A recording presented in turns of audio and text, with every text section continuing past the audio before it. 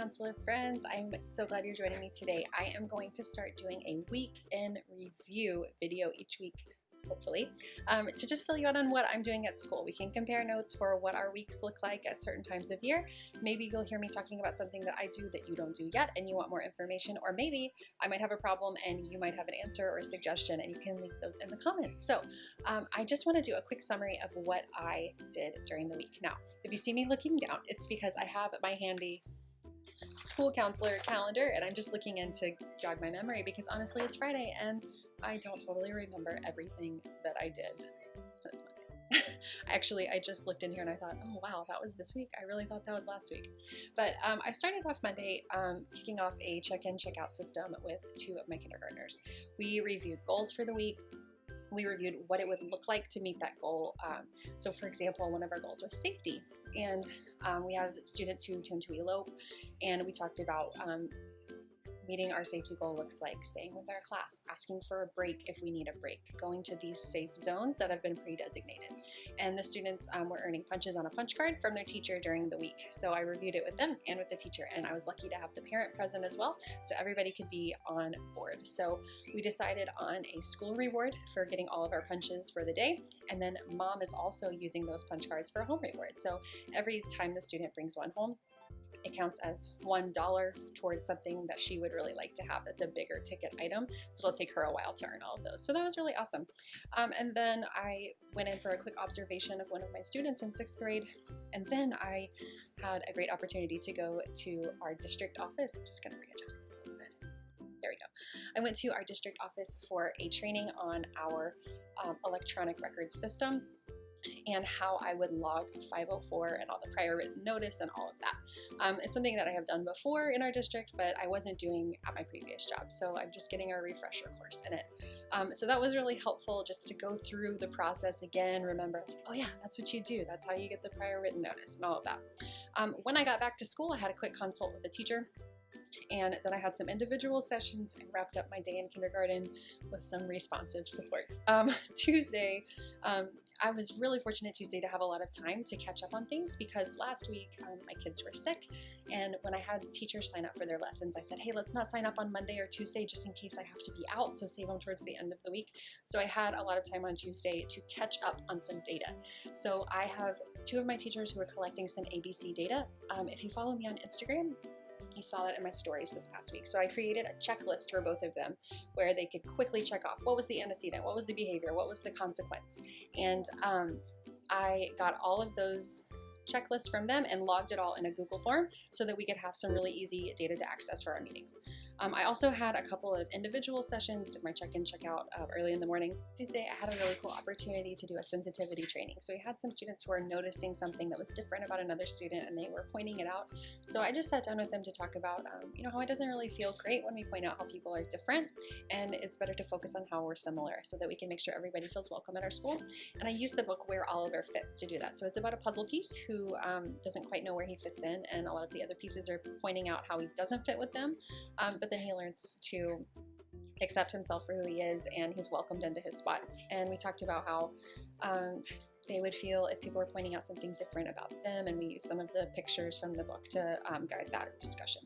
I also had a 504 meeting on Tuesday, which was my first one of the year, just an annual review. Wednesday, I had a lot of individual sessions, and I also got to do my second session of my kindergarten social skills group.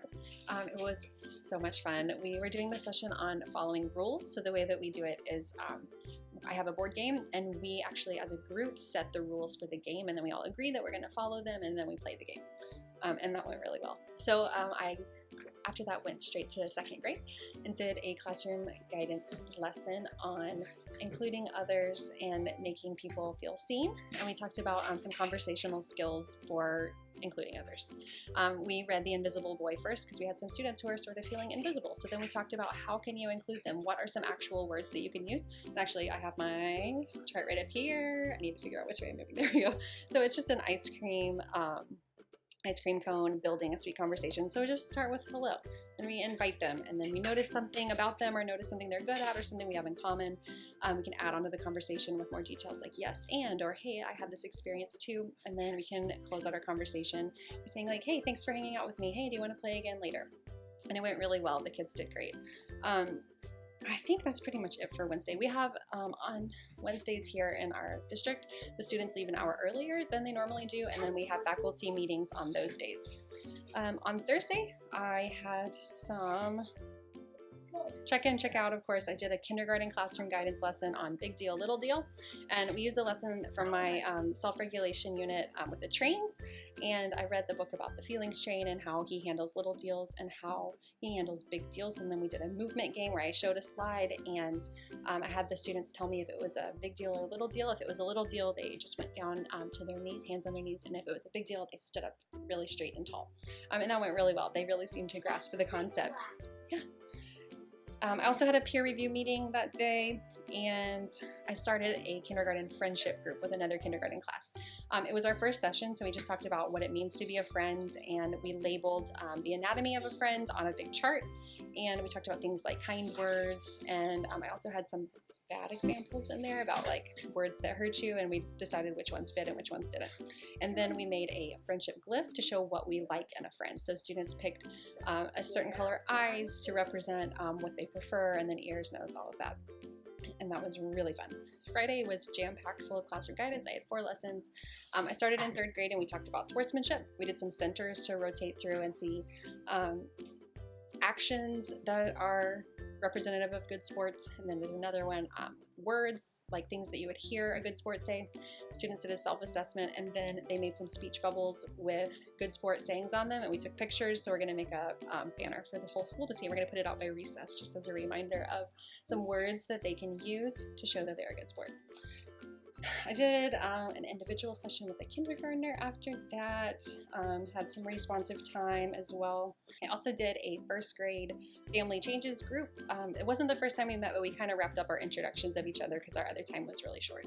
And then I ended the day with 2 back-to-back 1st grade lessons, and I used a similar concept as the sensitivity training for where Oliver fits. It just seemed to be what they needed as well, and then I gave each student a puzzle piece and they decorated it, and then I put it all together to show how we all fit together. I'm going to hang them up outside their classrooms.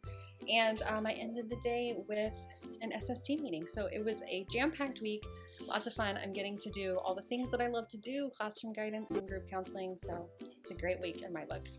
I hope that you guys had a great week too. If you want to fill me in on what you've been doing this week, just leave it down below in the comment section. And if you have any questions about anything I said, you can leave it there as well. And I will answer you as soon as I can. I hope that you guys have a great weekend.